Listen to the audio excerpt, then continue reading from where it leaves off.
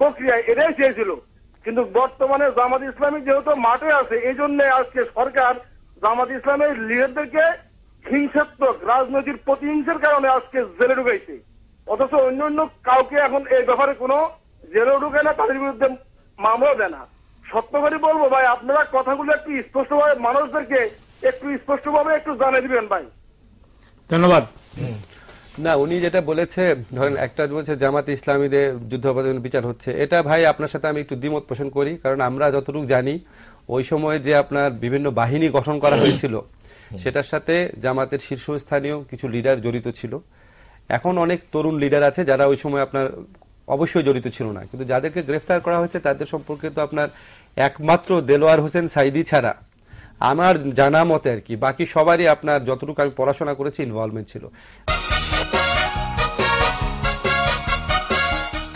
দর্শক মন্ডলী, divine group ফ্রন্টলাইনে আবারও স্বাগত জানাচ্ছি আপনাদেরকে। দর্শক মন্ডলী, আমরা শুনছিলাম